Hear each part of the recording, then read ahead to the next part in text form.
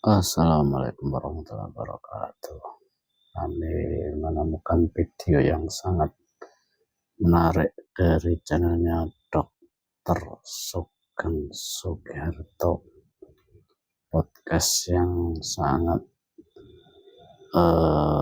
edukatif, inspiratif, melacak saudara-saudaranya para habib yang katanya dari penelitian ilmiah DNA-nya G. Saudaranya ternyata banyak banget udah terlacak lewat penelusuran Dr. Sugeng. Monggo dukung channelnya Pak Sugeng.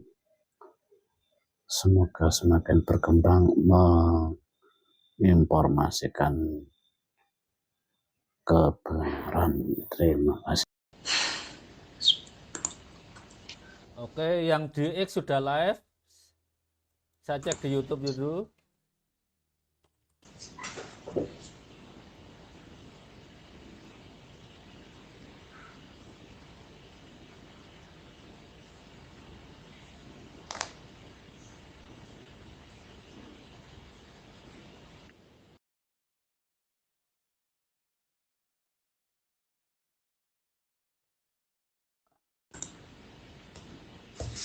Buka Mas Fatul.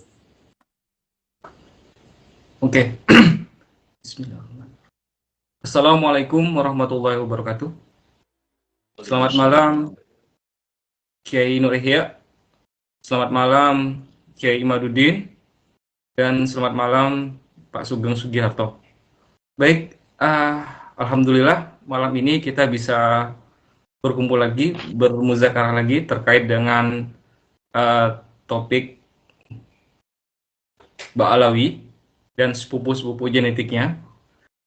Karena seperti yang kita tahu, Ba'alawi ini adalah sebuah klan yang diklaim katanya itu jumlahnya jutaan ya di seluruh dunia.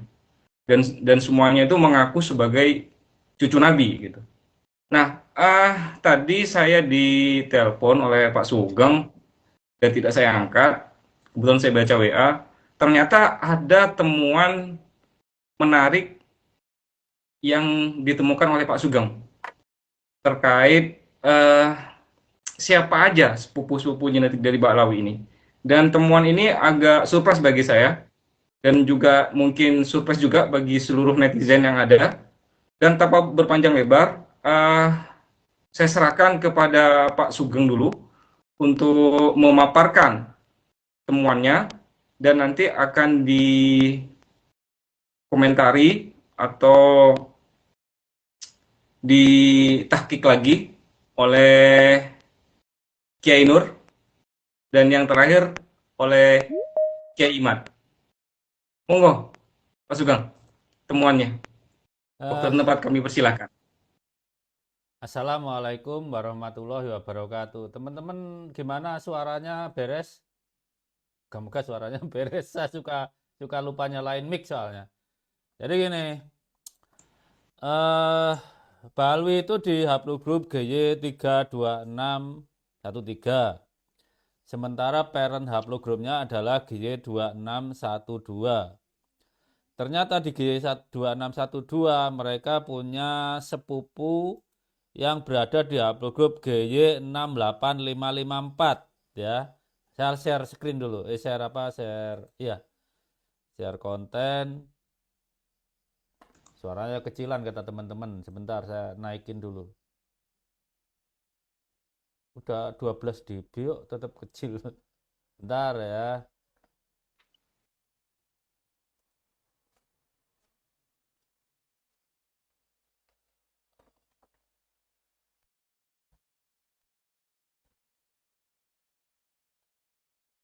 Mic udah mentok.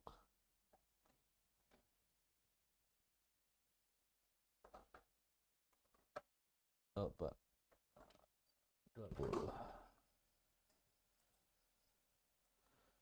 Gimana suara aman sana? Aman. Enggak, yang di YouTube enggak beda, Kiai. YouTube channelnya suaranya beda. kurang kenceng katanya Pak, suara Iya, Bapak tuh kayak padahal kecil. udah tak crank sampai 20 mbps loh.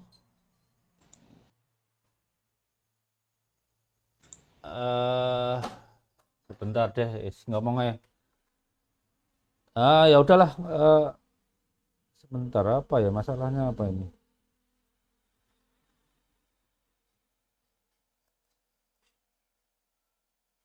Mikrofon. Sebentar teman-teman. Ya udah, moga-moga suaranya di sana. Oh, sudah aman, sudah aman, sudah aman. Jadi ini, saya langsung share screen. Teman-teman perhatikan ya.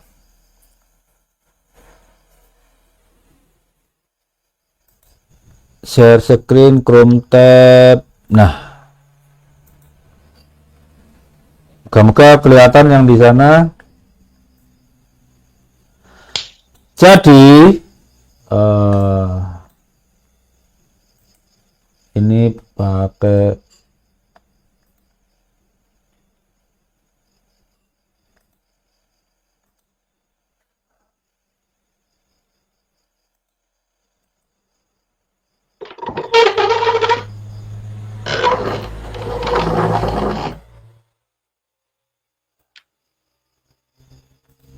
bentar, kayak ada gangguan yang ke YouTube-nya.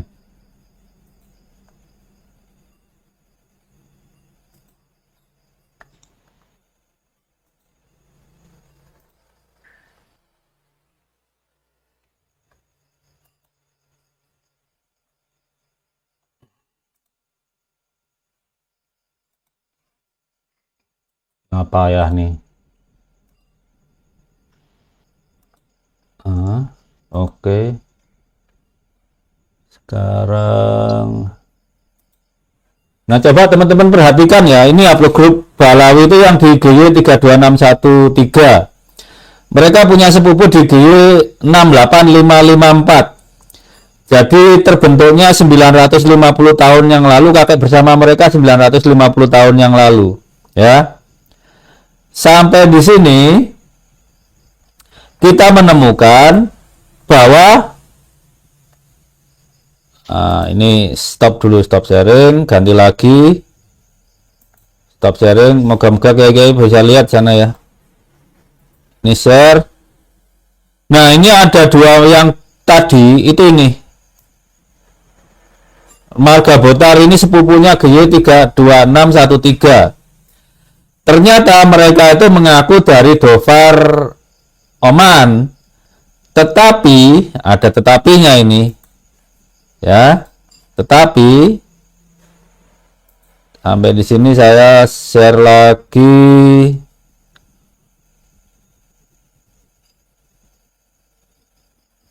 Nah, ini share. Marga Botar itu marga dari Asia Selatan, bukan marga asli Arab. Ya, bukan marga asli Arab. Dan mereka tidak ngaku-ngaku sebagai keturunan Nabi.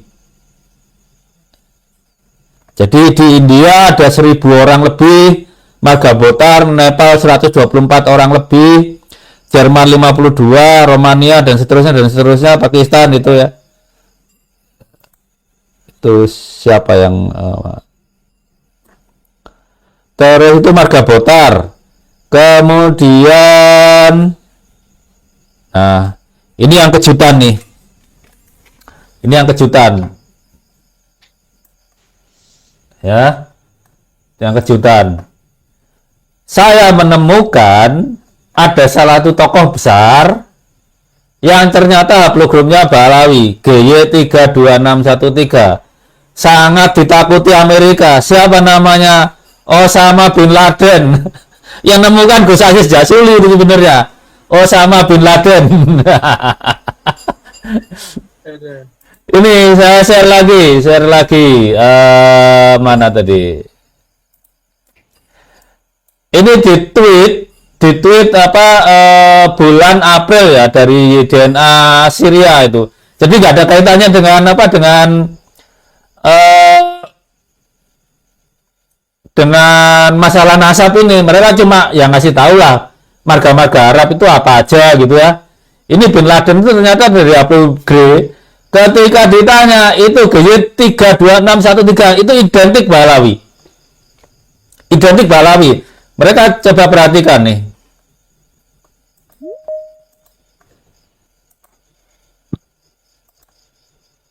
Itu Bang Hanif baru bisa masuk nih. Nanti yang nerangin Bang Hanif itu. Sebentar. Ini ada. Ini bisa dilihat. Mereka tahu bahwa itu adalah mutasinya Balwi. Kemudian termasuk beberapa Hadrami yang bukan Balawi ternyata GY 32613. Jadi yang paling aneh memang Balawi sendiri nih yang ngaku keturunan Nabi, yang lain enggak.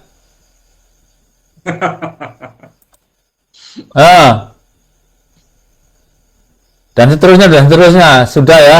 Sekarang udah, kita lacak beneran Balawi atau enggak gitu ya. Nanti biar Bang Hanif yang nerangin Balawi atau enggaknya. Sekarang kita cek.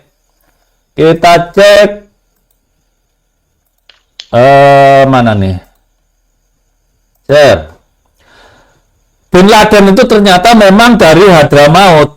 Jadi apa? Nah, Osama bin Laden ini ternyata anaknya Muhammad bin Awad bin Laden dari istrinya yang namanya Hamidah Al-Atos. Mana tadi Osama? Mana Osama? Nah, ini.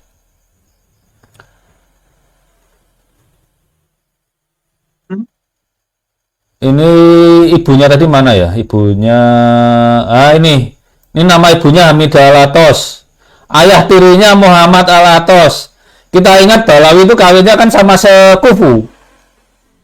Iya. Sama sekufu. Nah, Osama bin Laden ini dari anak dari Hamidah Al-Atos. Sedangkan yang tes DNA di tadi yang disebutkan.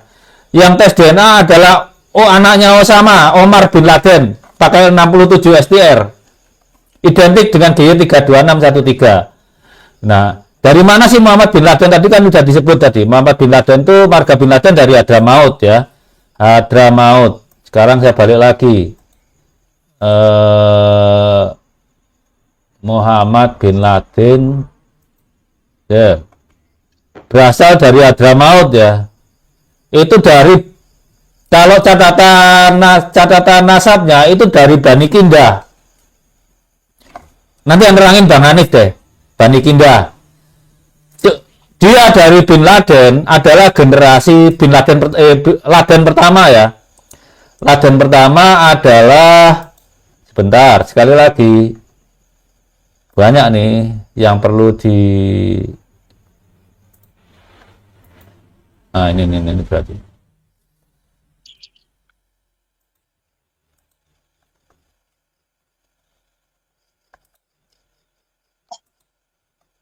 Jadi Osama adalah generasi ke-26 dari yang namanya Laden, nggak tahu Laden bin siapa. Yang tahu Laden bin siapa Bang Hanif. Saya nggak bisa nerangin lagi, tapi kata Bang Hanif, bin Laden ini adalah cabangnya Ba'abud. Guys, Bang Hanif yang orang Arab asli aja yang nerangin deh. Ayo Bang Hanif, viral Bang Hanif, terangin itu mana Bang bin Laden itu dari mana? Hai suaranya. Assalamualaikum warahmatullahi wabarakatuh. Salam ya Imat, sehat ya Imat. Alhamdulillah ya Nurihya, Bang Abdul Aziz Zazuli, Bang Fatur ya. Sedikit ini saya sedikit paparkan ya. Asal usul Bani Kindah yang mana insya Allah semua sudah tahu asal usul Bani Kindah yang asal dari Najd ya, Arab Tengah. Namun sejak masa pra-Islam sebagian besar mereka bermigrasi ke Hadramut ya, dengan menetap di lembah-lembah seperti Doan, Al-Gad dan Tarim. Dalam sejarah klasik Arab, pimpinan mereka terdahulu adalah Hujur Al-Kindi, ayah penyair terkenal Imru Al-Qais. Mereka adalah bangsawan besar pra-Islam kemudian bercabang luas di Yaman, Oman, dan Hadramut. Cabang Bani Kinda sendiri, ya, itu ada beberapa Bani Kinda klasik. Nah, di sini subklan, langsung saya masuk ke subklan. Subklan utama, ciri dan wilayah. Al-Bafage, Al-Kindi, ya, ulama dan bangsawan Tarim dan God. Terus Al-Baharun Al-Kindi, tinggal di daerah Mukalla dan Doan. Terus Al-Bajunet dan Bajabir, cabang pedagang dan pekerja. Al-B Mahfud Al-Kindi, saudagar, kaya dan di God dan di Mukalla.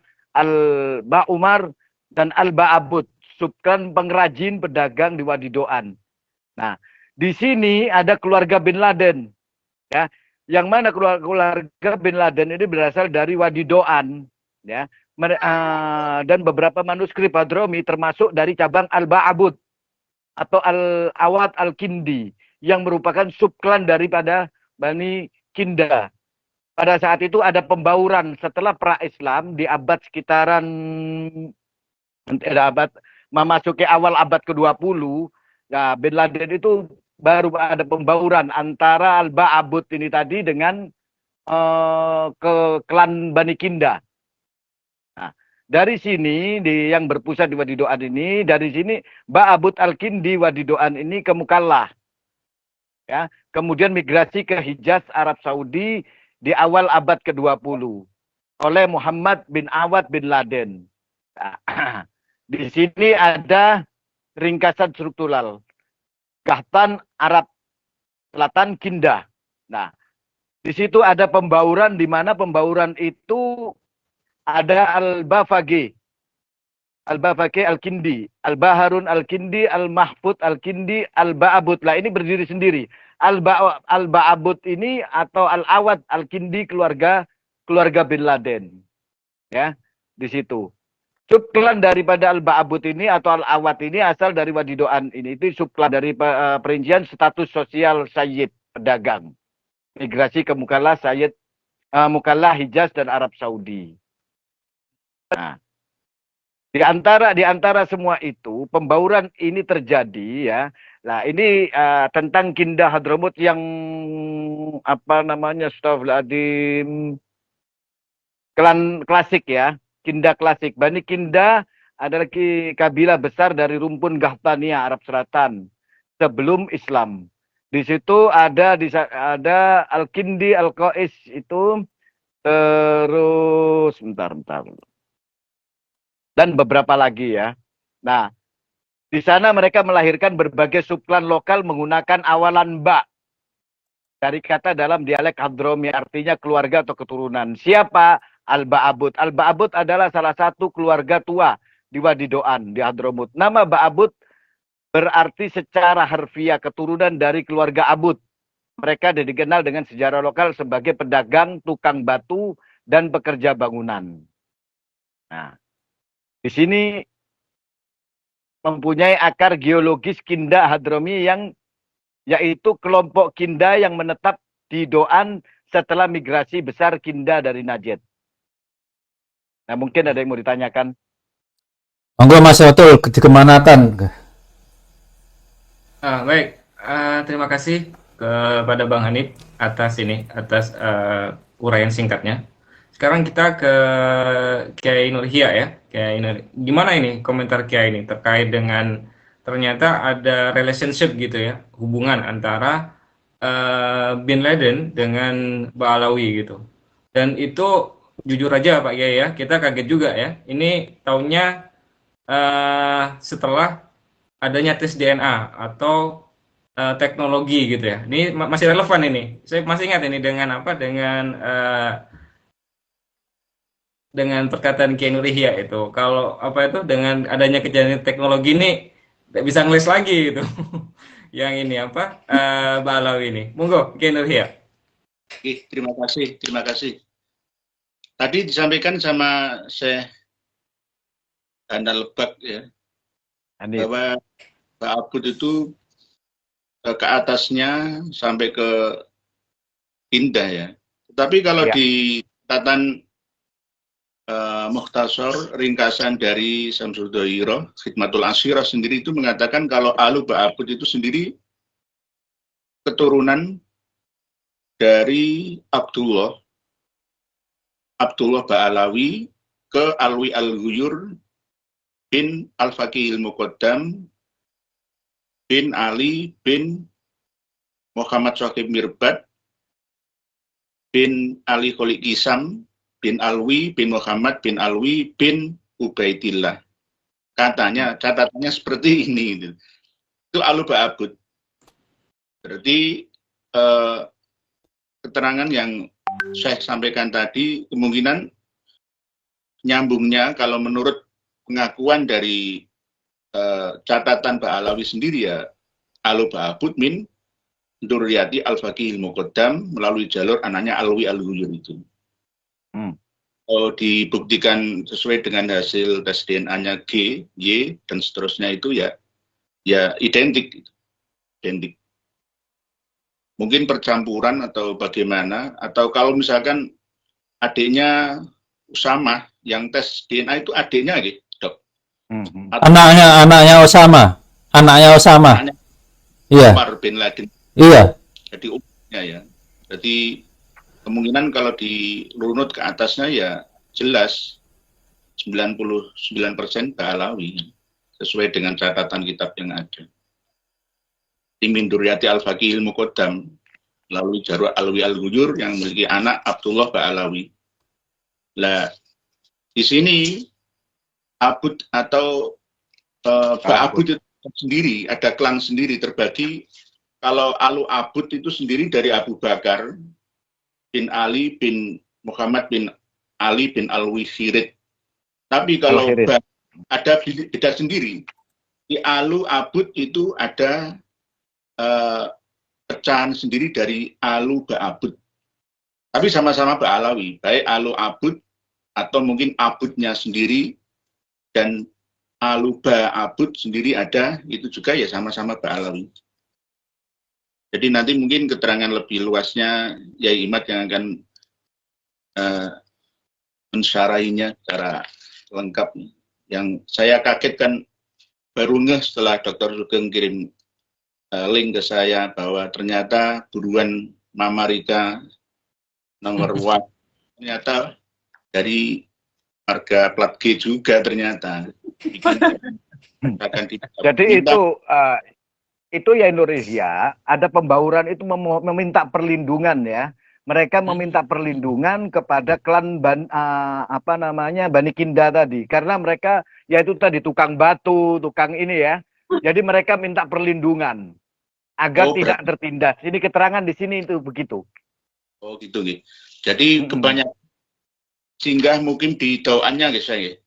Iya, makanya dia terus membentuk suku-suku lokal dengan cabang-cabang baru. Nah, nanti di bawah itu ada yang menarik yang mana itu menerangkan bahwa ada Alu Ba'alawi juga dari Bani Kinda. Yeah. Mungkin nanti bisa saya kirim data ke Yai Imad. Insyaallah ada beberapa juga. Monggo, mungkin bisa dijelaskan oleh Yai Imad. Oke, siap. Monggo. Baik, terima kasih Kiai Nur. Sekarang ke Kiai Imad. Monggo Kiai, mungkin ada yang bisa dielaborasi nih dari keterangannya Bang Hanif, dari Kiai Nur dan Pak Sugeng. Nanti habis ini terakhir ke Rising Star-nya ini yang menemukan data pertama kali ini, Gus Aziz nanti yang akan memberikan ini apa syarah atau tahqiqnya. Monggo Kiai Imad. Baik, apa suara saya bisa didengar? Jelas. Alhamdulillah jelas. Assalamualaikum warahmatullahi wabarakatuh.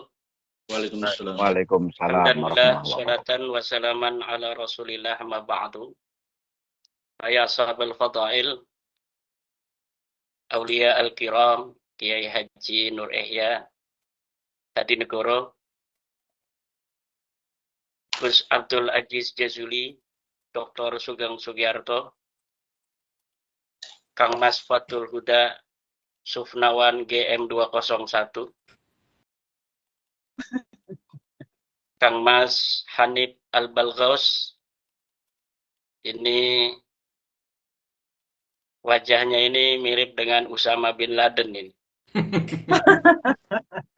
Mendekati. Karena mungkin pernah satu ritme di dalam memaknai dan memahami jihad perjuangan membela agama Islam. Baik, saya akan memulai dari fenomena nasab palsu yang kemarin ini viral dulu sebelum saya mengomentari tentang penemuan baru ini dari Dr. Sugeng Sugiarto, Gus Haji Sejajudi, dan Kiai Nur Yahya, juga dari Kang Mas Hanif Balgaus, bahwa ada fenomena yang menarik dengan Mas Umar bin Hafid ke Indonesia kemarin dari penelitian seorang pakar statistik digital, yaitu Bapak Charlie Jailani, yang telah mengadakan sebuah penelitian bahwa datangnya Mas Umar bin Hafid itu dikawal oleh 41.000 buzzer. Jadi kalau dulu Nabi Muhammad ketika perang Badar itu dikawal oleh Junud dan lam tarauha, tentara-tentara yang tidak terlihat, yaitu para malaikat-malaikatnya Allah, ini Mas Umar bin Hafid dikawalnya oleh 41.000 akun buzzer yang memberikan komentar citra positif terhadap kehadiran beliau selama Mas Umar bin Hafid ini ada di Indonesia.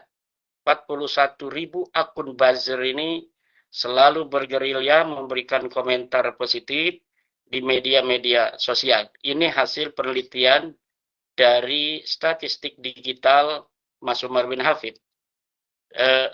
Kedatangan Mas Umar bin Hafid yang diteliti oleh Bapak Charlie Jailani.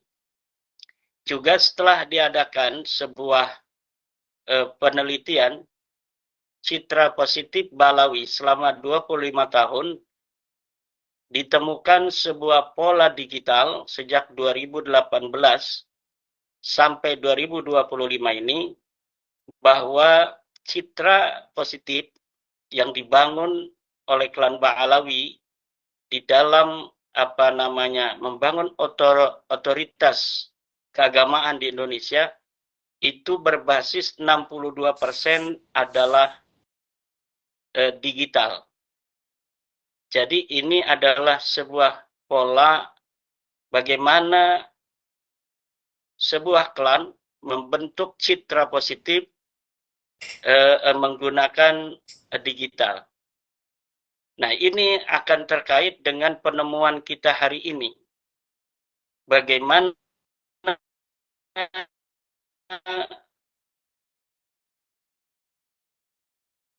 Gangguan 895 Hijriah sampai 1447 Hijriah ini 550 tahun mengaku sebagai keturunan Nabi, dan yang diakui juga 550 tahun yang lalu dari 895 ke 345, ini sama-sama 550 tahun, hari ini terbongkar sedemikian rupa, di mana seorang yang mengaku sebagai turunan Nabi Ibrahim, tapi dia tidak mempunyai darah Nabi Ibrahim yang J1. Balawi yang mengaku sebagai turunan Quraisy, tapi dia tidak mempunyai darah JL859. Balawi yang mengaku sebagai keturunan Sayyidina Ali, tapi dia tidak mempunyai darah JFGC 10500. Balawi yang mengaku keturunan Nabi, tapi dia tidak mempunyai penanda genetik Sayyidina Husain. Katanya Balawi mengaku turunan Sayyidina Husain, tetapi dia tidak mempunyai penanda genetik Sayyidina Husain, yaitu FGC 30416.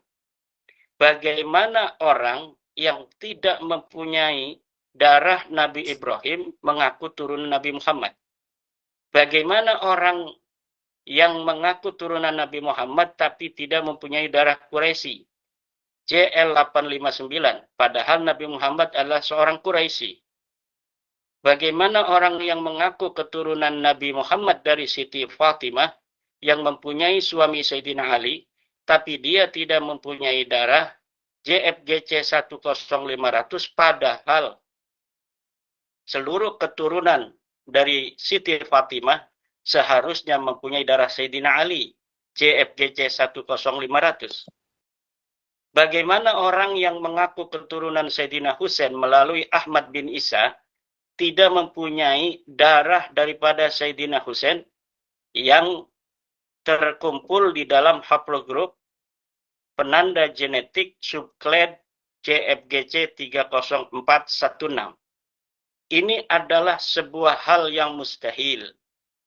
Dan hari ini terkuak pula bagaimana seorang keluarga dari yang bersepupu dengan Abdullah Budhar yang ada di Oman, yang asal dari India, bersepupu bertemu 1000 tahun yang silam di dalam satu kakek bersama antara Ba'lawi dan keluarga Budhar. Yang satu Ba'lawi mengaku turunan Nabi, sementara Budhar sekarang ini di Oman tidak mengaku sebagai turunan Nabi. Padahal 1000 tahun yang lalu, saya sudah mengecek di family tree DNA, keluarga Budhar bertemu dengan Ba'lawi itu 1000 tahun yang lalu. 1000 tahun yang lalu itu adalah Alwi bin Ubaid. Alwi wafat tahun 400 Hijriah. Sekarang 1447 Hijriah. Berarti 1000 tahun yang lalu itu adalah Alwi.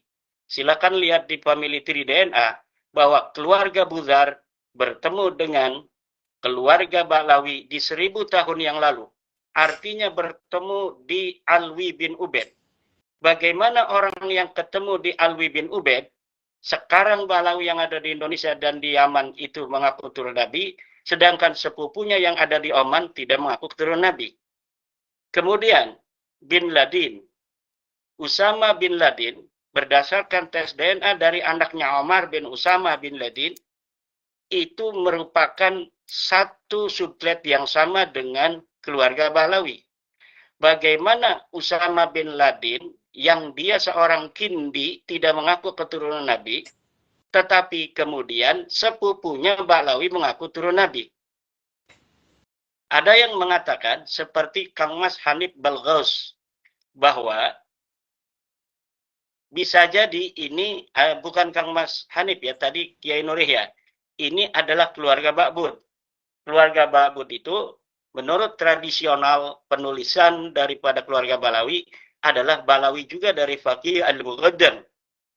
Yang perlu untuk digarisbawahi Kang Mas Yai Nur Yahya adalah ini bukan berarti mereka sama-sama keturunan Faqih Muqaddam di tahun 565 Hijriah.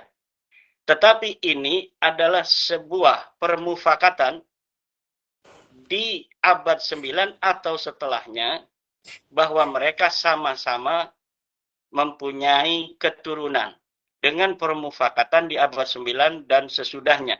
Padahal mereka tidak mempunyai sebuah pertalian secara genealogi kepada Nabi sebelumnya. Mereka mungkin saja bersaudara secara Bani Kindah, tetapi sebelumnya tidak ada. Tetapi jika ini adalah sendirian mengaku turun Nabi, nanti akan cepat terbongkar. Maka perlu adanya teman-teman yang diajak. Bahwa kalian dulu leluhurnya sepupu kami. Sebenarnya kalian dan kami ini adalah keturunan Nabi. Ini silsilahnya. Kalian dari Alwi bin Muhammad Faqih Muqaddam, kami dari Ali Faqih Muqaddam, atau sebaliknya. Kamu dari Alwi, kami dari Ali. Kami dari Alwi, kamu dari Ali. Itu tinggal begitu-begitu saja pada abad-abad sesudahnya. Mas Hanif Balghaus, perhatikan itu, dari Bani Kindah, itu ada Baharun. Dari Bani Kindah, itu ada Bil Faqih. Dan ada keluarga-keluarga yang sangat, hari ini kita kenal sebagai keluarga Ba'lawi. Ini membuktikan di masa lalu, mereka sama-sama bukan keturunan Nabi, kemudian terjadi permufakatan, di abad 9 dan sesudahnya untuk bersama-sama mengaku keturunan Nabi. Jadi cara membacanya seperti itu. Ada permufakatan. Karena kalau misalnya saya dengan Gus Aziz Jazuli atau dengan mertuanya itu ada riwayat bersaudara di masa lalu, kalau saya sendirian mengaku ke sebelah selatan sebuah keturunan, sementara sepupu saya, Kiai Yusuf Mubarak, itu mengakunya ke utara, ini akan gampang untuk terbongkar. Oleh karena itu, membutuhkan sebuah permufakatan dengan Kiai Yusuf Mubarak bahwa kita ke sini aja. Oke, kata Kiai Yusuf. Pokoknya iya mah herang. Nah, ini yang terjadi dengan keluarga-keluarga itu. Sementara keluarga Balgaus, keluarga-keluarga besar yang gagah perkasa di masa lalu itu Al-Kathiri, Al-Yafi'i, tidak mau seperti itu. Termasuk Ba'dib. Itu walaupun hari ini keluarga Ba'dib itu dari Muhammad bin Abu Bakar Ba'dib itu menjadi anak buah Balawi. Tapi di masa lalu, di tahun 732, keluarga Ba'dib ini sudah tercatat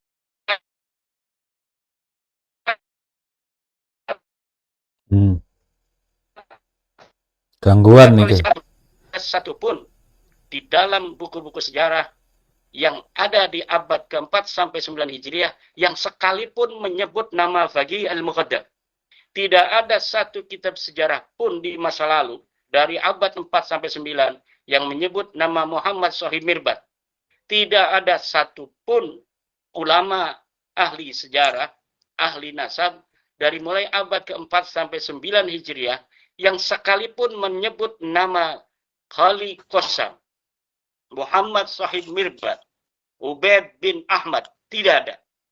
Ini membuktikan bahwa nama-nama itu bersamaan dengan pengakuan nasabnya baru muncul pada 895 Hijriah. Jika Balawi atau pendukungnya masih kekeh secara ilmu historis membantah pernyataan ini, silakan bawa satu kitab sejarah yang berjejer ratusan dari kitab Tabaqat, dari kitab Tabaqat Fuqaha, dari kitab Tabaqat Tasawwuf, dari Tabaqat Muhaddisin. Semuanya itu ratusan kitab berjejer, satu pun tidak ada yang menyebut nama Faqih al-Muqaddam. Tidak ada yang menyebut nama Shahib Mirbat. Tidak ada yang menyebut nama Ali Qoli Qassam. Nama-nama yang hari ini terkenal itu sama sekali tidak pernah disebutkan oleh para ahli sejarah. Ini baru untuk membuktikan apakah dia sosok historis atau bukan. Belum lagi untuk membuktikan nasabnya. Sama sekali tidak ada di dalam catatan para ahli nasab dari mulai abad ke-4 sampai abad ke-9 Hijriah. Pengakuan mereka baru muncul pada 895 Hijriah ketika Ali bin Abu Bakar As-Sakran mengurutkan nasabnya sebagai keturunan Ahmad bin Isa al-Abah. Nah, hari ini tes DNA membuktikan bahwa nama-nama itu sesuai dengan apa yang terjadi atau disimpulkan oleh kesimpulan historis dan kesimpulan genealogis menurut ilmu nasab tidak terkonfirmasi, menurut DNA pun mereka tidak terkonfirmasi. Lalu berdasar apa mereka masih ingin disebut sebagai keturunan dari baginda Nabi besar Muhammad sallallahu alaihi wasallam? Allah Subhanahu wa taala di dalam Al-Qur'an sudah memberikan ciri-ciri keturunan palsu atau orang-orang yang mengaku nasab palsu itu ada ciri-cirinya dalam Al-Quran. Wala tuti' kulla hallafim mahin, hammazim masya'im binamim, manna'il lil khairi mu'tadin athim, utullim ba'da dzalika zanim. Ciri-ciri orang yang mempunyai nasab palsu pertama, hallafin mahin. Dia suka bersumpah, dia suka berdusta. Halaf itu suka bersumpah, mahin itu suka berdusta. Mahin itu asal maknanya kelemahan. Artinya orang yang lemah tidak punya data, untuk menguatkannya dia tidak punya bukti, maka dia harus bersumpah. Kata Allah, wala tuti' kulla hallafin mahin, jangan kau ikuti orang-orang yang bersumpah untuk menguatkan pendapatnya, penisbatannya terhadap dirinya bahwa keturunan orang tertentu. Kemudian ciri selanjutnya adalah hammaz. Dia suka mencaci maki. Kalau orang nggak percaya dia caci maki. Hai anjing, hai babi, hai PKI, hai Wahabi, hai hidung pesek dan lain sebagainya. Masya'im binamin. Dia juga berjalan untuk mengadu domba umat Islam. Mana'il lil khairi. Mereka mencegah orang untuk berbuat kebaikan. Jangan baca berjanji. Jangan pasang foto Syekh Abdul Qadir Jailani. Jangan ziarah Wali Songo. Jangan pengajian kalau ada khawal habaib dan lain sebagainya. Kemudian mu'tadin asim. Mereka melampaui batas dan berdosa. Utullin. Kalau berbicara kasar sekali. Ba'da dzalika zanim. Mereka mengaku-ngaku nasab orang lain sebagai nasabnya sendiri. Inilah ciri-ciri daripada pengaku-ngaku nasab yang telah sebenarnya dijelaskan oleh Al-Quran dalam surat Nun wal qalami wa ma yasturun itu. Jadi harapan saya kepada para kiai-kiai yang kemarin telah saya ungkapkan bahwa untuk beristikharah itu alhamdulillah udah ada yang beristikharah. Dan tadi ada seorang kiai datang ke pondok saya membawa anak perempuannya untuk dipondokkan. Dia bercerita, ini katanya Pak Kiai, itu para habaib ini sekarang tidak ada yang undang, malah dia ingin diundang sampai bayar 20 juta. Siapa yang mau untuk mengadakan acara akan dibantu untuk konsumsinya, untuk tendanya dikasih 20 juta. Tetapi orang-orang udah ada mau kiai. Dia menyebutkan nama ini ya. Dia menyebutkan nama seorang kiai yang ditawari, tetapi kiai itu yang dulu adalah anggota daripada partai terlarang atau ormas terlarang, sekarang alhamdulillah dia sudah sadar dan mau mengikuti pengajian dari Abuya Muhtadi katanya. Nah, ini yang terjadi dan ini saya kira tidak hanya satu kasus ini saja. Melalui penelitian digital juga dari Mas Charlie Jailani, ini tokoh ahli statistik, Mas Charlie Jailani ini, dia telah mengadakan sebuah penelitian digital statistik bahwa 63% masyarakat kita sudah tidak percaya pada nasab Alawi. Dan dari yang 63%, 62 atau 63 itu, mereka masih mengadakan atau masih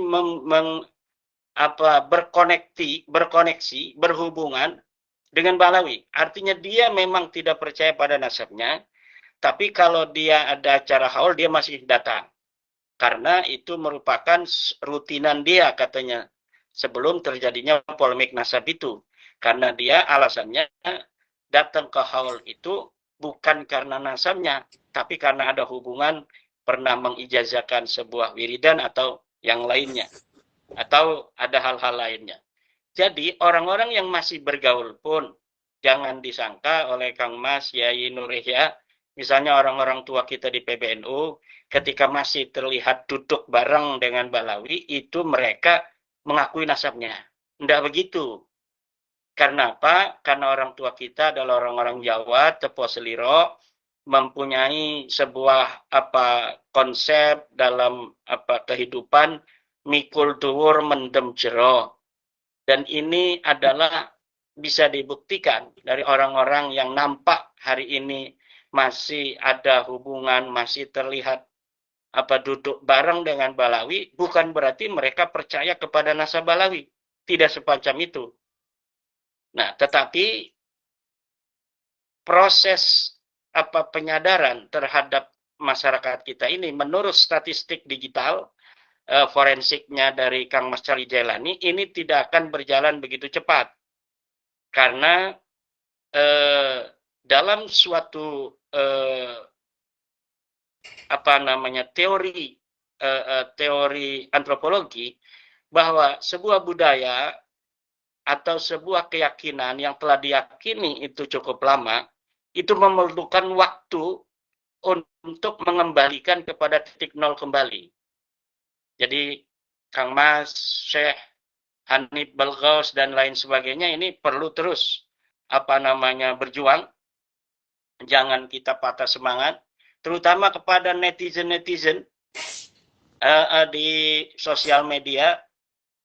Dulu orang tua kita, luhur kita berjuang menggunakan pedang. Sekarang kita hanya menggunakan jempol kita saja. Dengan cara pegang HP Anda, kemudian lawan narasi-narasi yang mendukung nasa palsu. Subscribe seluruh channel-channel yang mendukung pencerahan terhadap masyarakat. Tonton setiap ada kiai-kiai kita yang memberikan pencerahan terhadap masyarakat tentang nasa palsu. Komen yang baik, kemudian mereka sekarang 41.000 buzzer itu berkeliaran di YouTube, di TikTok, di Facebook. Itu di Facebook itu konten-konten berbayar itu luar biasa. Dan ini mungkin bisa bertahan beberapa saat, tetapi walaupun sebenarnya tidak dilawan sama sekali, ini akan hilang dengan sendirinya karena di dunia maya mereka masih gagah, tetapi di dunia nyata hari per hari semakin banyak orang yang tercerahkan. Karena perjuangan Wali Songo Indonesia, para kesatria-kesatria PWI LS JL859. Ini PWI LS ini sekarang mempunyai kode JL859.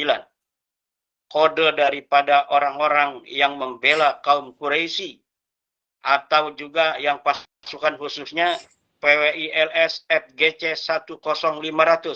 Ini pasukan khusus yang membela keluarga Sayyidina Ali, membela keluarga Siti Fatimah Az-Zahra. Ada lagi yang lebih khusus, pasukan FGC 30416, khusus pembela Sayyidina Husain radhiyallahu anhu. Siapa orang mengaku turun Husain tidak memiliki JFGC 30416, maka ini adalah pendusta yang tidak boleh diterima pengakuan dan klaimnya dan harus diberikan nasihat untuk bertobat. Begitu pula kepada orang-orang yang masih mempercayainya, diberikan nasihat untuk bertobat. Jangan suruh mubahalah kayak Gus Aziz Jazuli, nyuruh orang bermubahalah, nanti tanggung jawab itu. Orang bukannya suruh tobat, suruh mubahalah. Ini Dr. Sugeng, Mas Ridki Zulkarnain sama aja semuanya ini. Kiai Nuriyah juga kadang-kadang ini terang banget ini. Ini kita wa ma arsalnaka illa rahmatan lil alamin. Ayo kita kasih sayang, insyaallah dengan kasih sayang. Mereka semuanya kan saudara kita juga, keturunan dari Nabi Adam. Mereka boleh bukan keturunan Ba'lawi ini, bukan keturunan daripada Nabi Muhammad, tapi mereka keturunan Nabi Adam. Mereka adalah saudara kita, mereka adalah Homo sapien, mereka adalah orang-orang yang juga dimuliakan oleh Allah dalam Al-Quran, walaqad karramna bani Adam. Selagi mereka masih mengaku beragama Islam apalagi, maka kita wajib untuk menjaga semuanya. Apalagi mereka mengaku sebagai bangsa Indonesia, mengaku sebagai tumpah darah Indonesia, asal jangan mengakui sejarah-sejarah Indonesia saja. Hentikanlah, saudaraku Balawi, klaim-klaim usaha-usaha Anda untuk mengokupasi sejarah-sejarah bangsa Indonesia yang telah ada ribuan tahun yang silam. Insya Allah, bangsa Indonesia, bangsa yang luar biasa. Bagaimana kita dengan Mas Hanif Balghaus begitu akrab ini. Walaupun saya belum pernah bertemu, tetapi kita sudah ada ikatan dari perjuangan Wali Songo Indonesia, Laskar Sabilillah. Walaupun Mas Hanif ini ada usulan dari teman-teman. Ini Mas Hanif jangan ditaruh di struktur dulu. Ada usulan. Pernah Yai. Pernah foto Iya. bareng sama antum mana di Surabaya? Oh pernah ya? Pernah ketemu Iya, ya, pelantikan, alhamdulillah. waktu pelantikan. Iya. ada usulan itu. Ini katanya Mas Hanif jangan ditaruh di struktur dulu. Karena wajahnya Balawi, takut Balawi katanya. Kata saya bukan. Wajahnya bukan Balawi.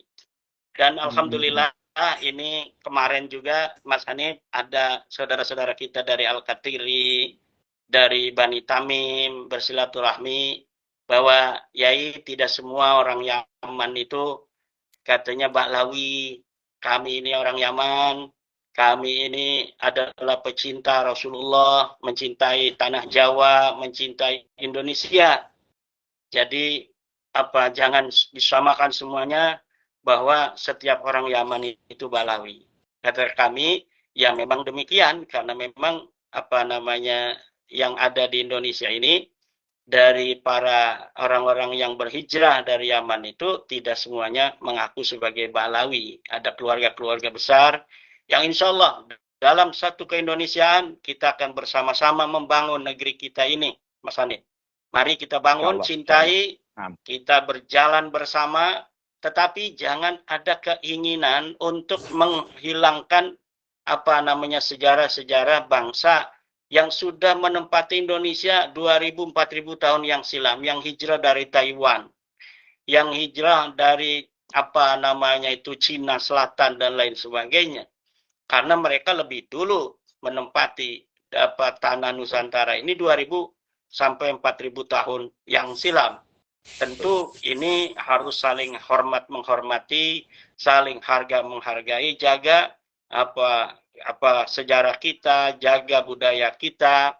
Ya, kita mengembangkan budaya masing-masing silakan saja, tetapi jangan sampai budaya kita atau budaya orang lain harus hilang, harus kalah diganti oleh budaya kita. Kalau itu nanti akan terjadi benturan peradaban. The class civilization dalam istilah Huntington. Nah, ini yang kita sayangkan. Dan pemerintah jangan pura-pura blow on ini.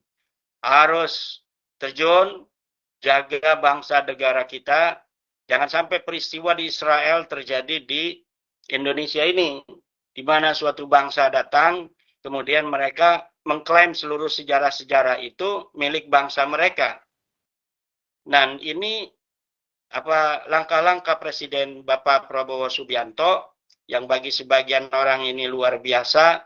Kalau bagi saya masih banyak pertanyaan. Karena apa?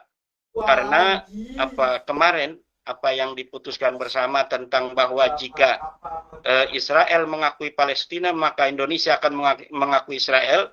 Ini sangat menguntungkan Israel sekali. Yang harus kita lakukan di dalam diplomasi politik global kita adalah untuk membantu Palestina. Bagaimana tanah-tanah Palestina yang selama ini dicaplok oleh Israel itu kembali lagi seperti sedia kala. Jadi harusnya demikian itu diplomasinya, bahwa jika Israel mengembalikan kembali tanah-tanah yang telah dicaplok oleh Israel, maka Indonesia mengakui Israel. Jangan hanya ketika sudah hanya tersisa Gaza dan tepi barat, sedikit sekali dari Palestina, kemudian kita mengatakan, oke, hentikan perang, nanti kita akui Israel. Ini tidak sesuai dengan Undang-Undang Dasar 1945, bahwa kita ingin terlibat dalam ketertiban dunia tanpa adanya penjajahan. Dan mereka sudah menjajah, tanahnya harus dikembalikan dulu. Baru kita akui Israel. Kalau tanah Palestina tidak dikembalikan, kita jangan akui Israel. Walaupun hari ini dia menghentikan perang. Karena itu kerugian. Kenapa langkah-langkah Bapak Prabowo didukung oleh Donald Trump dan didukung sendiri oleh Benjamin Netanyahu? Karena ini menguntungkan Israel. Kalau ini menguntungkan Palestina, tentu Benjamin Netanyahu dan Donald Trump tidak akan mendukung upaya-upaya yang diusulkan oleh Bapak Prabowo. Jadi kita harus cerdas di dalam melihat sebuah masalah terkait dengan politik global dan lain sebagainya. Dan ini ada kaitannya ini, Balawi di Indonesia, upaya-upaya yang hari ini sedikit demi sedikit mulai terungkap tentang pemalsuan kuburan, tentang apa namanya itu okupasi, tentang apa namanya pemalsuan sejarah, pembelokan dan lain sebagainya, ini adalah sebuah karunia bagi kita. Sebelum Palestina Indonesia menjadi Palestina, kita sudah sadar terlebih dahulu. Kalau itu terjadi, nanti Dr. Sugeng dilahirkan 200 tahun lagi, Pak Fathul dilahirkan 200 tahun lagi, Gus Aziz Jazuli 200 tahun lagi, Kang Mas Hanif 200 tahun lagi, Kiai Nur Ihya 200 tahun lagi. Mungkin ini akan luar biasa ini. Mungkin Pulau Jawa ini sudah tidak semacam ini. Tetapi 2025 ini, dari mulai 2022 sampai hari ini, kita sudah sadar. Sehingga rencana-rencana yang ingin mereka lakukan, jika ada, tidak akan berhasil untuk hari ini dan tidak akan berhasil untuk hari depan. Karena kita dan anak keturunan kita tidak akan membiarkan itu terjadi. Demikian, Assalamualaikum warahmatullahi wabarakatuh. Waalaikumsalam. Waalaikumsalam. Izin Prof, terima untuk kasih. menambahkan Oke, tadi, Iman. Prof, untuk menambahkan yang tadi itu, biar lengkap tersambung dengan apa yang diucapkan Yai Imad itu sebelum pindah ke Yai Abdul Aziz Jazuli. Izin, Bro. Monggo, Bang Hanif. Jadi pra-Islam ada kelompok-kelompok dari Bani Al-Kinda itu ada empat kelompok, insya Allah ini di sini. Kelompok utama leluhur cabang singkat ya dari Akdah Kindah atau kelompok besar Kindah. Satu, Banu Akil Al-Muror. Akil Al-Muror Ibnu Amr Ibnu Muawiyah Al-Akram, Raja Utama Kindah. Ya. Terus Banu Muawiyah Al-Akram, saudaranya Akil Muror, cabang sekutu politik ya. Terus Banu Amir Ibnu Muawiyah, Amir bin Muawiyah, Ibnu Muawiyah. Terus Banu Abdul Al-Uzza Ibnu Akil Al-Murar ya. Nah, setelah pasca Islam sekitar abad 7 sampai 8 Masehi, suku Kindah membentuk komunikasi lokal beradaptasi dengan sistem Hadromi ya. Berikut daftar subklan dari Kindah yang tercatat ya. Sumber-sumber seperti Al-Aidarus, Al-Syatiri, dan Said bin Abdullah bin Syekh Al-Aidarus. Ya, Nasr Al-Uf. Terus subklan dari leluhur lokasi utama di Hadramut. Itu ada Alba Mahfud Al-Kindi dari Bani Akil Al-Muror, Al-Gad. Terus ada Banu Al-Junaid Al-Kindi dari Banu Al-Amir, Ibnu Muawiyah. Ya. Terus Al-Ba'abud dari Al-Kin, cabang dari Al-Awad bin Abud Al-Wadi dari Wadi Doan. Ya, terus ada lagi Al-Awad bin Kindi, keturunan dari Awad bin Abud. Terus Al-Ba Umar Al-Kindi, garis dari Umar Ibnu Akil Al-Qad.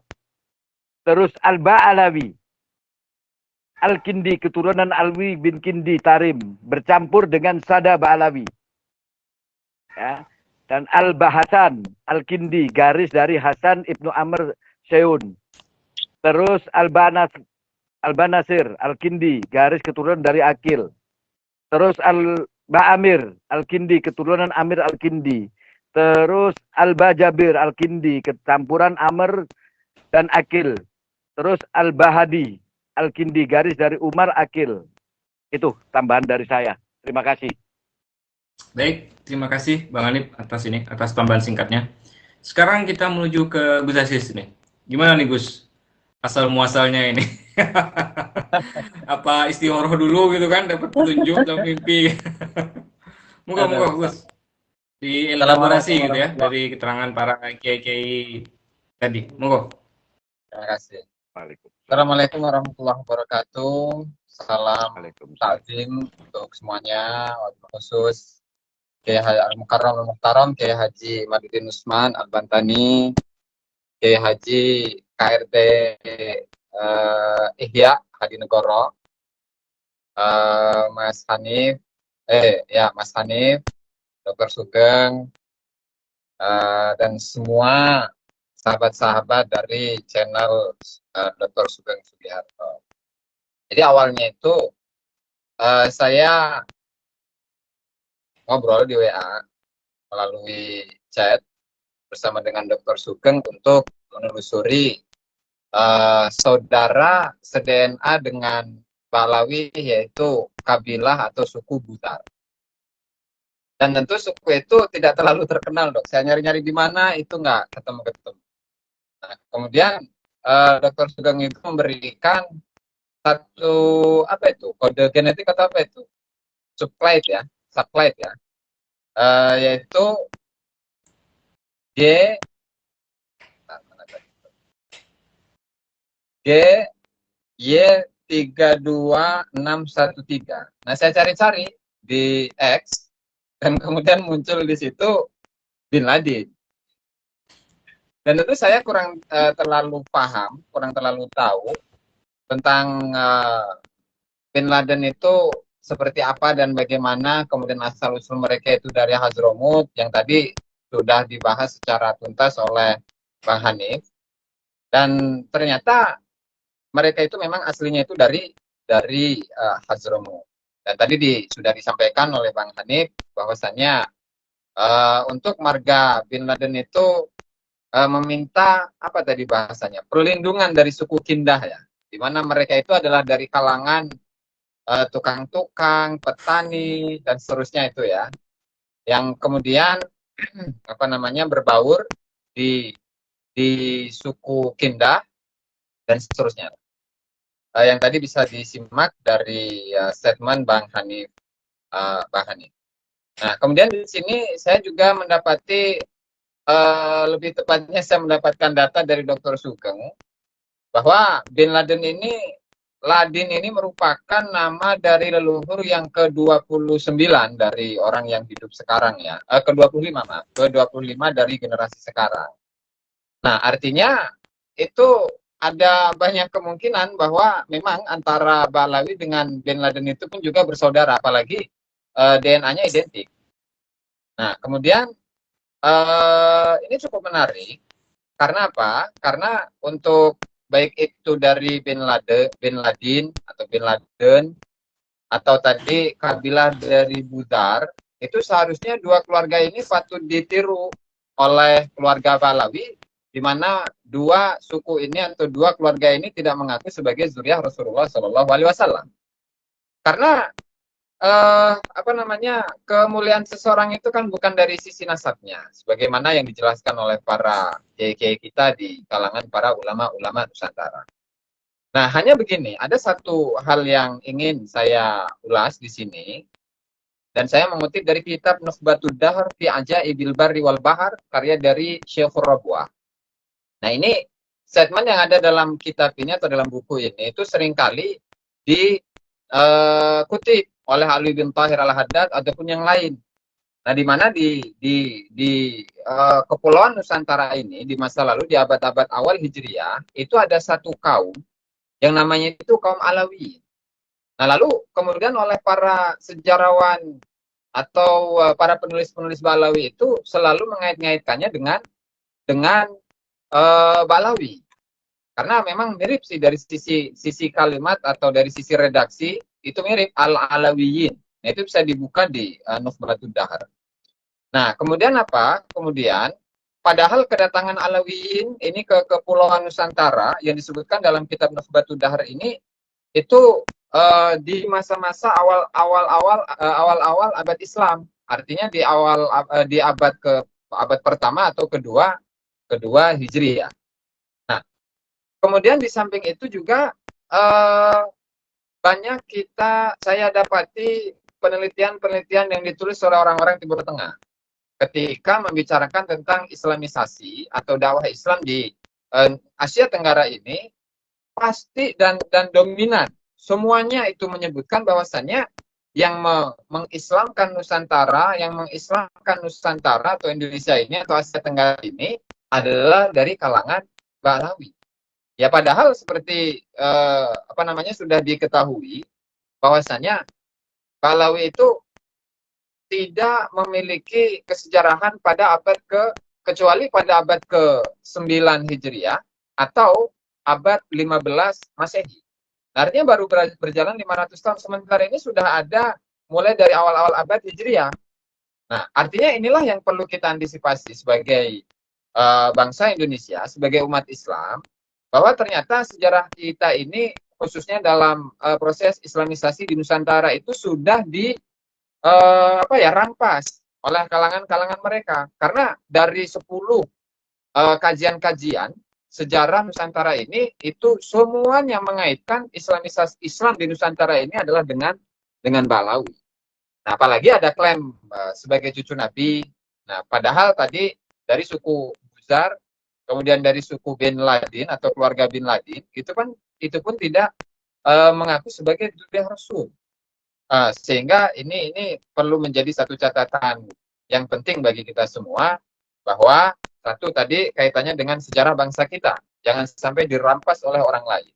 Kemudian yang kedua itu jangan sampai mengklaim sebagai anak cucu Rasulullah, sebagai dzurriyyah Rasul, apalagi klaimnya adalah klaim yang paling asli, sementara dia tidak punya bukti. Harusnya itu bersuri toladan atau menjadikan dua keluarga ini, Bin Laden sama keluarga Buzar, sebagai suri toladan, karena kedua keluarga ini meskipun memiliki genetik yang sama dan leluhur yang sama, itu tidak mengklaim sebagai dzurriyyah Rasulullah Shallallahu Alaihi Wasallam. Mungkin itu dulu, dan mohon maaf Kiai Dr. Sugeng, saya sebenarnya langsung undur diri dulu karena di sini ada pengajian ini, Mas Fathul. Terima kasih Mas. Baik, terima kasih Gus Aziz. Waalaikumsalam warahmatullahi wabarakatuh.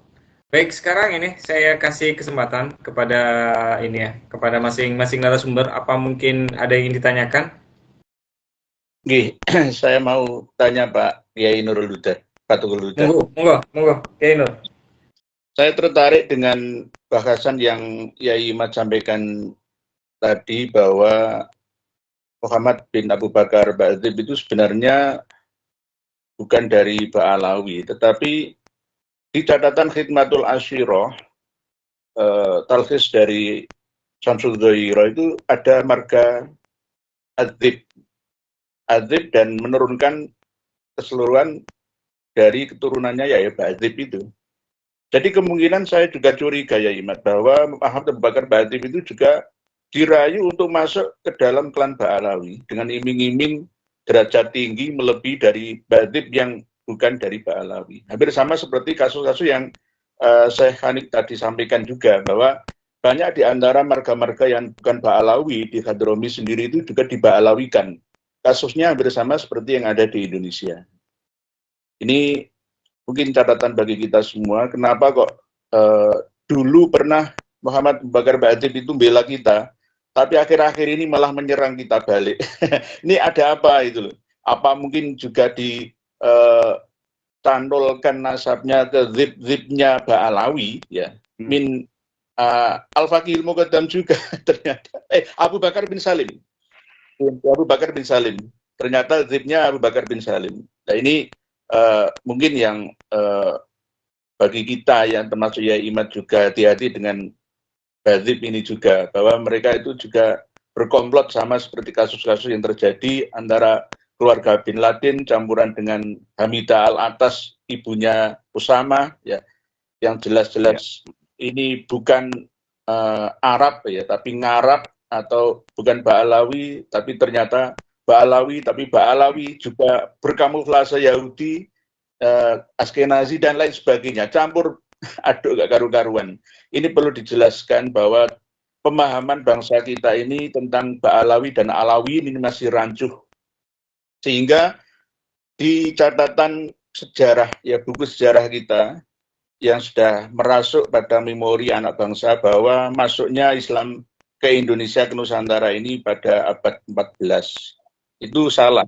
Padahal kalau kita merujuk pada catatan Mir'atul Haramain yang menukil catatan dari Ibnu Battuta, dari Marco Polo juga, bahwa abad 1 Hijriah, tahun 711 Masehi, sudah masuk di Barus.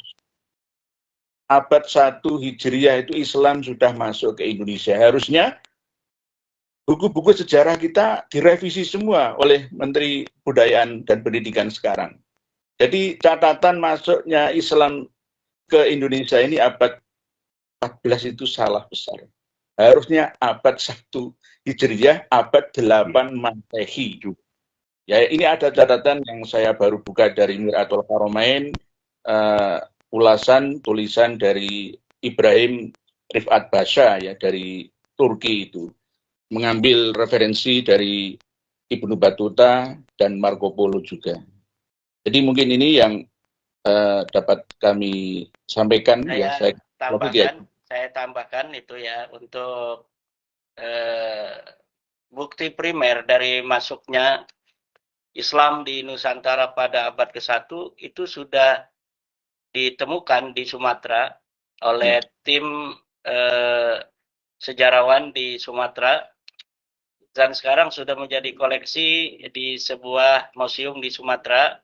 Oleh karena itulah Bapak Fadli John kemudian akan menulis ulang sejarah, diantaranya tentang masuknya agama Islam di Indonesia yang terkait dengan ditemukannya koin yang berangka tahun 78 Hijriah dari dinasti Bani Umayyah yang telah ada koin itu di Sumatera, di Pulau Sumatera. Nah, itu terkait dengan sejarah masuknya Islam di Indonesia. Islam. Memang Balawi ini masif ya Nurih ya. Kita ada 10 kitab Balawi yang menulis masuknya Islam di Indonesia. Semua dikaitkan dengan mereka. Dan ini yang kurang diwaspadai oleh para sejarawan kita. Bahkan sejarawan Surya Negara itu sampai juga kecolongan mengaitkan seluruh para wali-wali Songo itu sebagai keluarga Balawi.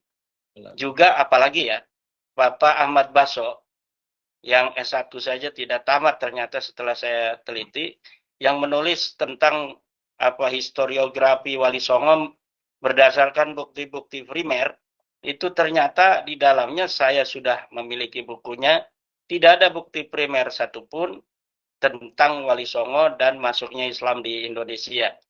Jadi Ibnu Battuta 779 itu sudah menulis bahwa di Samudra Pasai abad itu sudah ada kerajaan Islam dan ada mazhab Syafi'i, rajanya sangat menyayangi para ulama, dan itu sudah ditulis oleh Ibnu Battuta dalam kitabnya Ar-Rihlah. Nah, jadi kalau tadi ya itu masih mengutip dari Ibrahim dari Turki yang mencatat Ibnu Battuta, saya sudah membaca kitab Rihlahnya Ibnu Battuta dan dia dengan tegas menyatakan bahwa di Sumatera pada abad ke-8 Masehi atau abad 1 Hijriah, maksud saya pada tahun abad 8 Hijriah ketika Ibnu Battuta datang ke Samudra Pasai, itu sudah ada kerajaan Islam besar yang sangat kaya raya. Nah, kemudian terkait dengan Ba'dib ini dalam masa penelusuran silsilah juga sampai sekarang. Kita bisa baca di blog Ba'dib bahwa dia masih menelusuri apakah keluarga Ba'dib itu termasuk dalam keluarga Azdiyah dari Bani Azad atau dari keluarga Bakriyah dari keluarga keturunan Sayyidina Abu Bakar As-Siddiq. Nah, ada juga Dib yang ada di Syamsul Zahirah itu adalah merupakan algoritma lama dari gaya-gaya mereka untuk menampung keluarga-keluarga yang mempunyai tokoh-tokoh kemudian untuk diajak bersama mereka.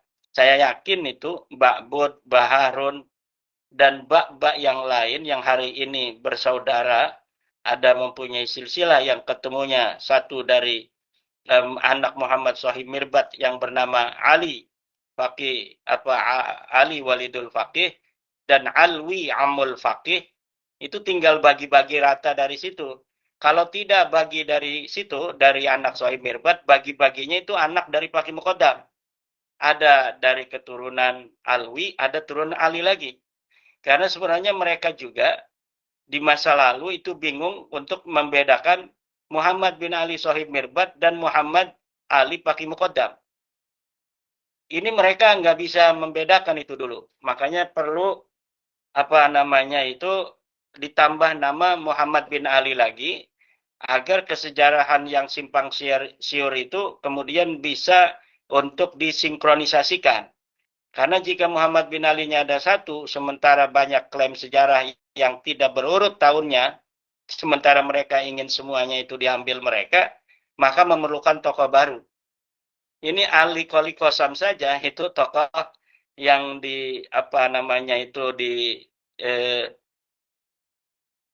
glorifikasikan sedemikian rupa di abad 9, itu sebenarnya mereka sangat sulit sekali untuk mencari sosok apa Ali Qoli Qasam ini, apa kesejarahannya bagaimana dan lain sebagainya. Tanggal wafatnya aja seperti saya pernah melihat Kiai Nur Ihya, ada yang ngomong 500 Hijriah, ada yang ngomong 700 Hijriah, dan mereka juga tidak itkon sampai sekarang.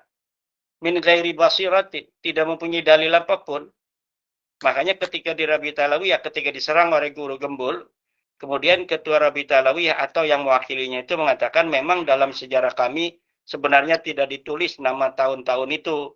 Hanya nama, kemudian tahunnya tidak ditulis. Hanya orang-orang sekarang aja yang menulis. Sebenarnya sudah ditulis sejak dulu, yaitu sejak Ali Khirid di dalam kitab Al-Ghurar sudah menulis tahun-tahun itu. Tapi kemudian ketika ada penelitian di masa belakangan tidak sinkron, kemudian para penulis-penulis selanjutnya itu merubahnya lagi.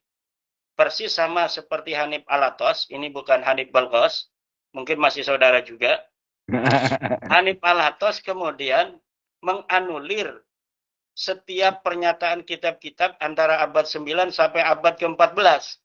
Di mana Ali Qoli Qasam adalah orang yang akui sebagai Ali bin Alwi yang ada di kitab As-Suluk.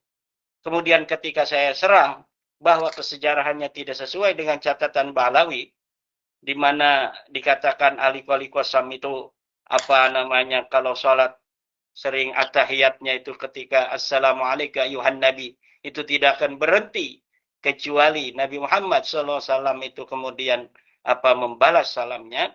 Ternyata di dalam kitab-kitab abad ke-8 dicatat dia wafatnya 700 lebih itu kan.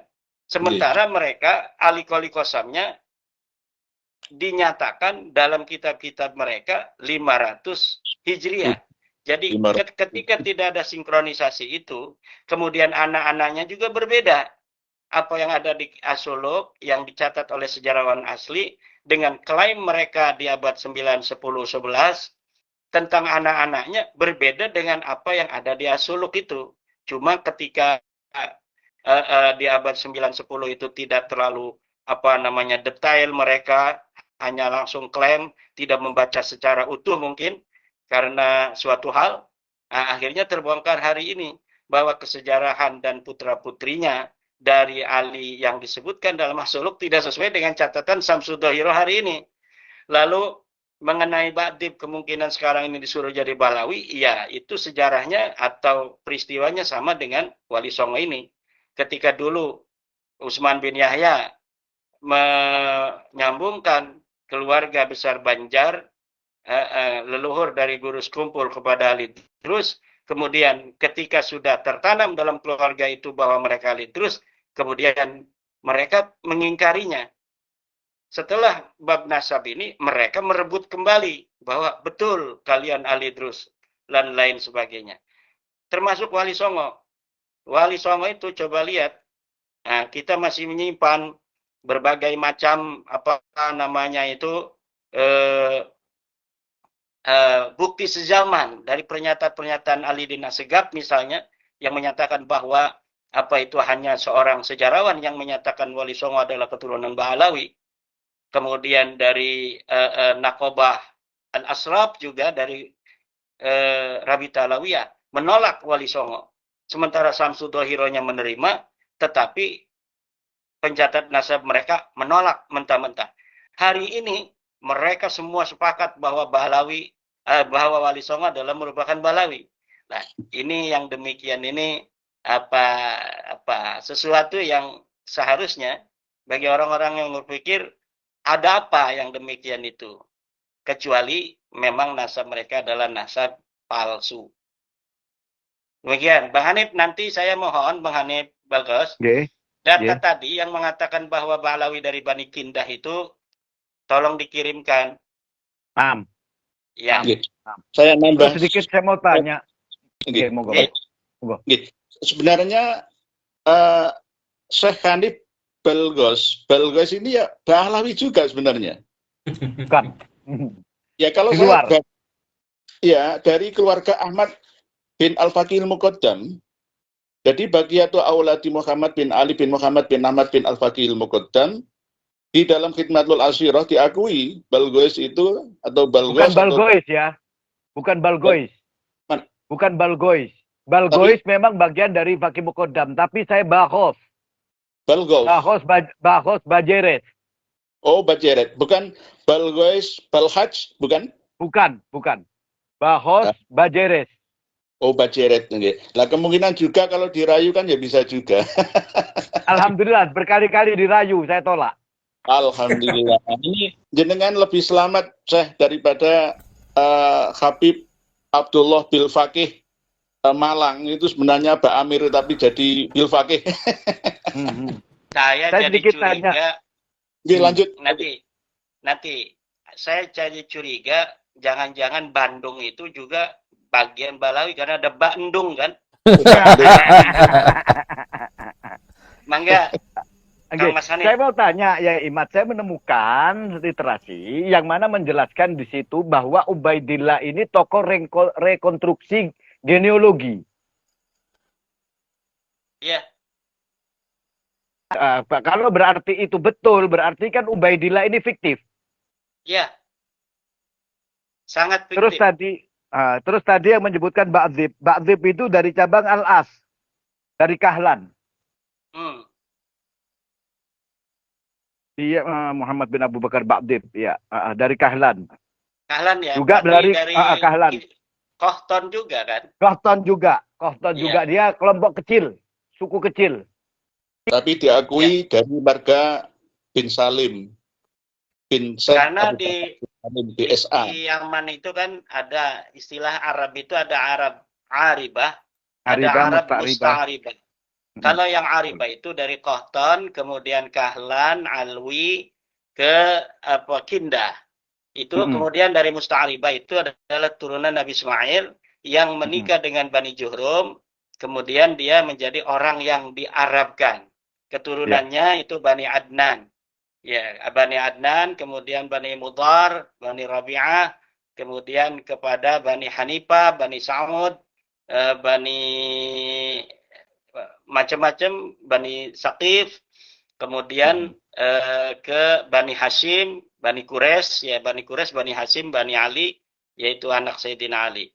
Nah, kalau Kohton ini apa Kindah ya? Kindah ini ada perbedaan pendapat para sejarawan. Sebagian ada yang menisbatkan ke Adnan. Jadi ada Bani Kindah yang ke Adnan. Jadi Ismaili. Ada yang Kindah langsung ke Kahlan ini, ke Kahlan Kohton. Jadi dia dia lebih tua daripada Ismail. Nah, Pak Dr. Sugeng ketika mengatakan, oh ini dari Kindah misalnya, atau dari Kohton, tapi dia turun Ismail. Itu maksudnya adalah dari Kindah yang terjadi perbedaan pendapat antar para ulama. Para sahabat saja itu berbeda pendapat tentang keturunan daripada Kindah. Apakah dia ke Adnan ataukah dia langsung ke Kohton, tidak melalui Nabi Ismail alaihi salatu wassalam.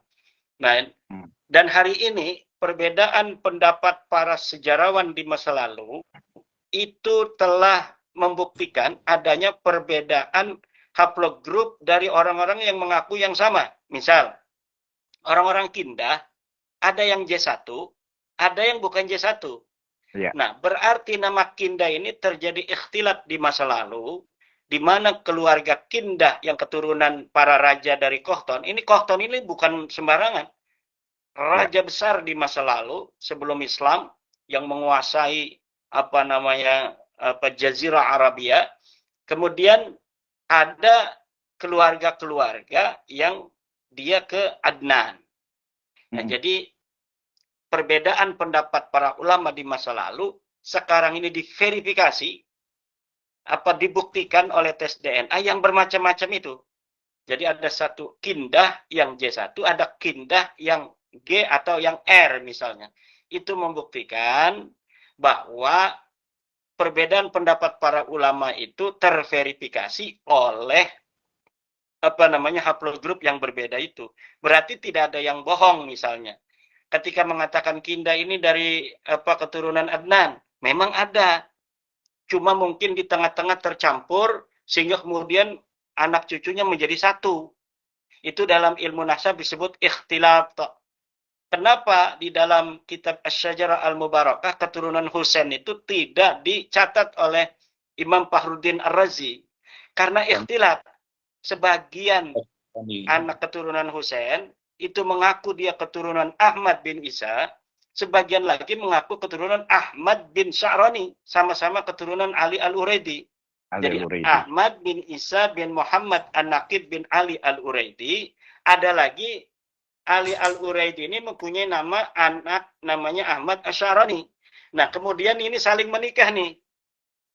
Salah nulis, yang ini nulisnya keturunan Ahmad bin Isa, ini keturunan ibunya Ahmad Asy-Sya'rani. Dua-duanya adalah semuanya turunan Ali Al-Uraidi.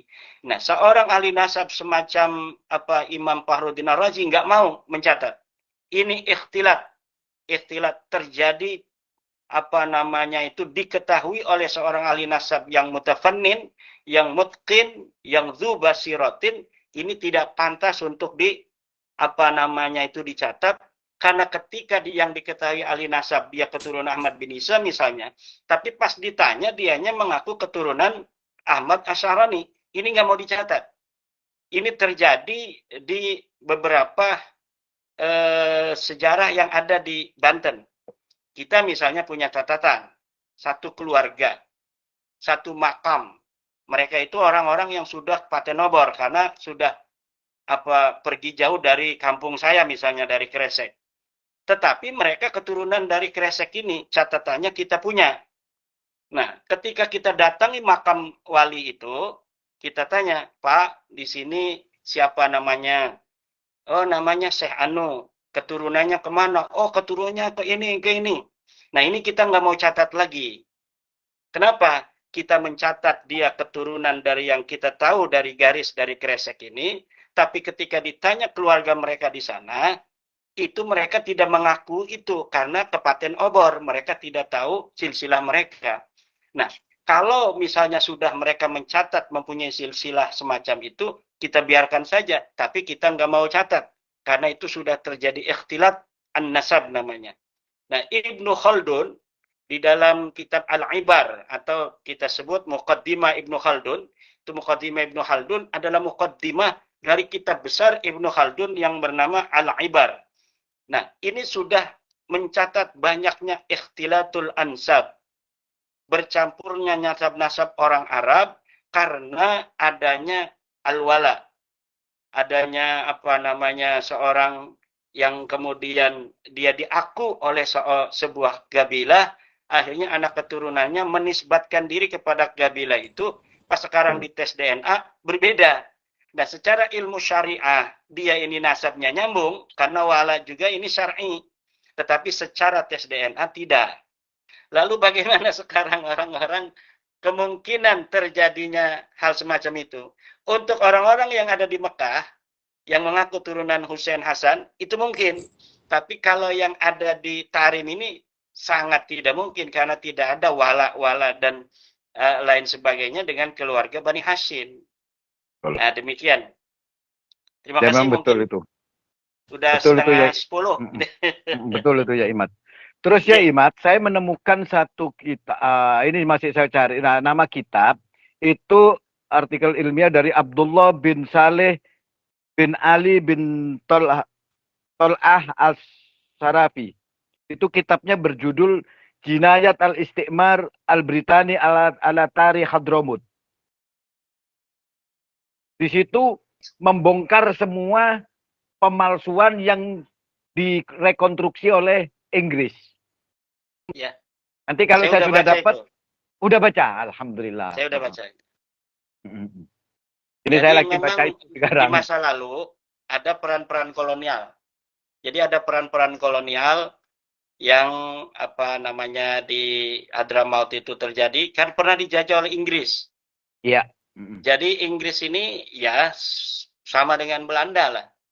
Siapa yang mau kerjasama, siapa yang tidak mau kerjasama. Mereka itu kerjasama. Nah, di sini juga sama Indonesia, bangsa Indonesia dan bangsa apa namanya itu Balawi, ada yang mau kerjasama seperti Utsman bin Yahya dan kapiten-kapiten, ada masyarakat kita yang jadi penghulu saja tidak mau di zaman masa Belanda. Jadi kadang-kadang Pak Dr. Sugeng mengkritisi apa namanya masyarakat apa pesantren, ya ini kita terima. Tetapi yang perlu diketahui bahwa perkembangan hari ini sangat luar biasa Pak Dr. Sugeng. Saya sejak kecil itu apa antara tahun 80 sampai 2025 ini perkembangannya luar biasa daripada tahun 80 ke sana. Kenapa? Masyarakat kita sudah mau ada yang walaupun dia mondok sambil sekolah. Kalau dulu nggak mau sambil sekolah itu karena masih trauma Belanda itu. Belanda penjajahan. Jadi kalau ya orang-orang yang mempunyai sejarah di masa lalu dalam apa namanya itu perlawanan terhadap Belanda itu masih diwariskan nilai-nilai anti penjajahan itu. Jadi nggak mau sekolah pakai bangku sama dengan penjajah, nggak mau pakai celana sama dengan penjajah.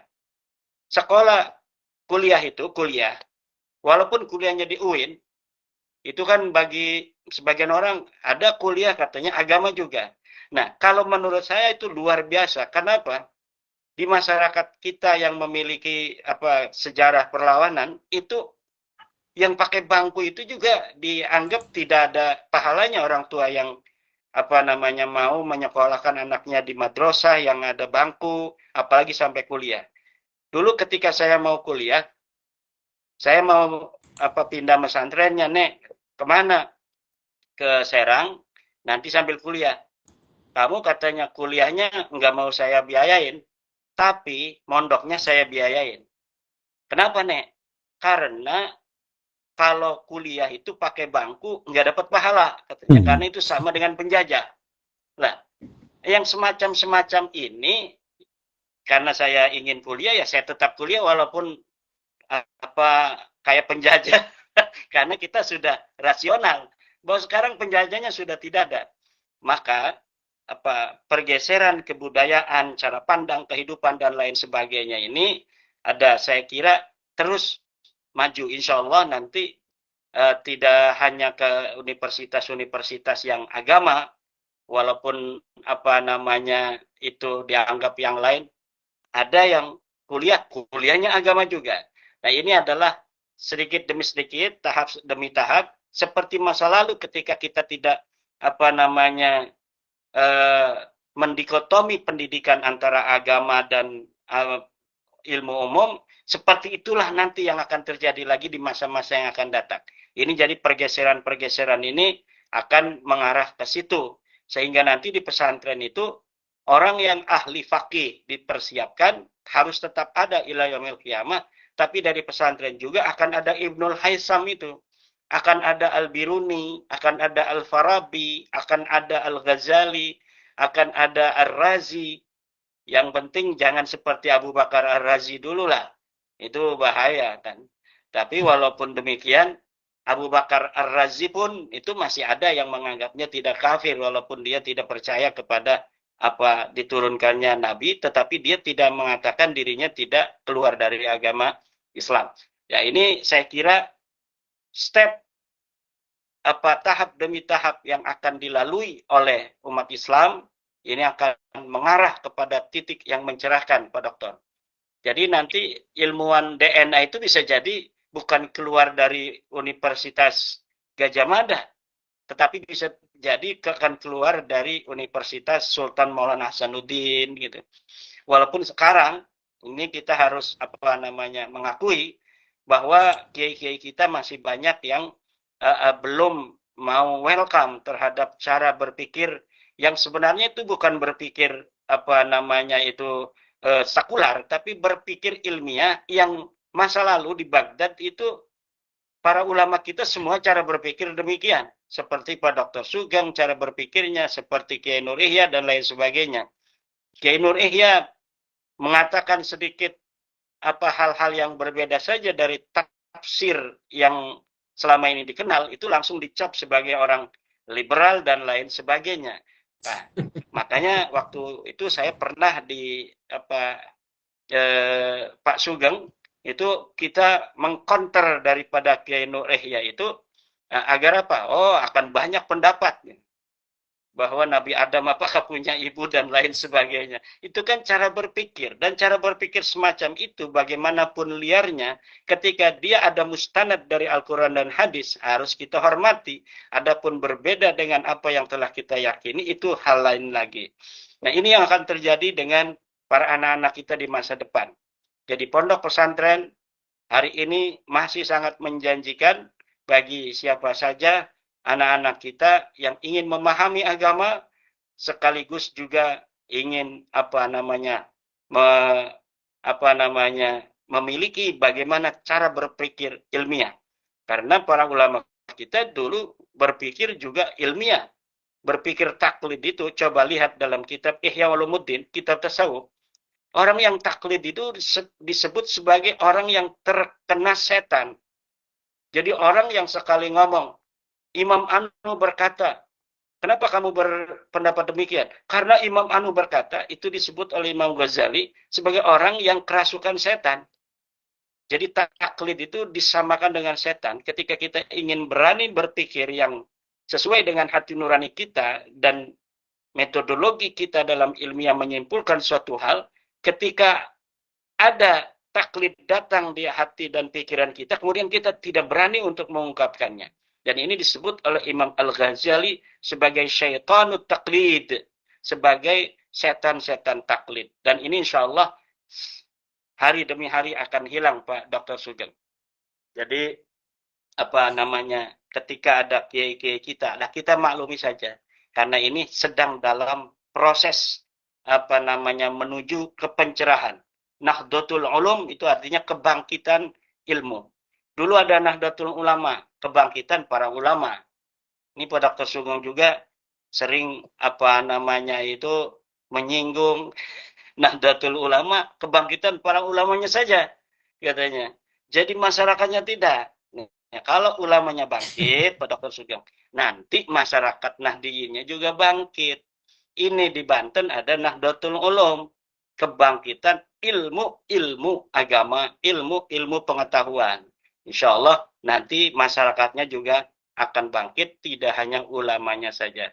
Dan sekali lagi pada Mas Hanif Balgos, untuk kirimkan data-data itu untuk menjadi bahan bagi kita untuk dibaca dan diteliti. Kepada saya juga pada Kiai Nur Ihya. Makasih. Siap, semuanya. Siap. Ini makasih. sudah Sekaligus closing statement dari saya. Mohon maaf. Assalamualaikum warahmatullahi wabarakatuh. Waalaikumsalam warahmatullahi wabarakatuh. Ini udah terlalu malam ini. Udah 2 jam nih. Langsung aja ya. Langsung tutup dengan doa aja ya, Pak Sugeng ya. Sebentar. Ini sedikit dari saya itu. Kenapa Bin Laden itu dibahas? Mungkin kita jangan ingat cuma bom yang di Manhattan, New York itu ya. Bom Bali itu ada kaitannya dengan Bin Laden, dengan Al-Qaeda, dengan Jamaah Islamiyah. Jadi bangsa Indonesia ini pernah dilukai oleh Osama bin Laden. Dan baru ketahuan hari ini Osama bin Laden itu Bali. Jadi kenapa dibahas itu? Dan kita juga harus waspada, ada kemungkinan mereka didanai oleh Bin Laden ini dalam operasinya di Indonesia gitu kan, yang sekarang ini. Jadi kewaspadaan lah, itu kita belum bisa membuktikan apakah ada pendanaan dari keluarga Bin Laden ke sini, karena ternyata keluarganya secara DNA keluarga, tapi secara pernikahan juga kawin main dengan Alatos kan tadi. Nah itu kan ada kemungkinan seperti itu. kita tetap berwaspada karena dasarnya kita adalah mencintai Indonesia. Monggo silakan ditutup. Siapa yang mimpin doa? Mungkin Kiai Imat udah capek, Kiai Nuria aja yang mimpin doa. Ya, karena jarang kesini nih. Oke. Doanya Kiai. Ya Imat aja. Kiai Nur Yahya. Oke. Alhamdulillah. Pertemuan via udara malam hari ini semoga membawa banyak manfaat bagi para pemirsa dan pendengar semua di channelnya Pak Dr. Sugeng Sugiarto untuk kemaslahatan umat manusia, bangsa dan negara dan bahkan agama. La diniyah al-Fatihah.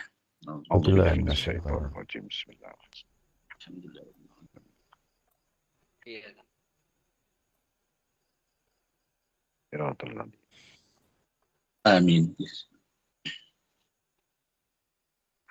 Baik, demikianlah tadi muzakarah atau diskusi singkat kita malam ini.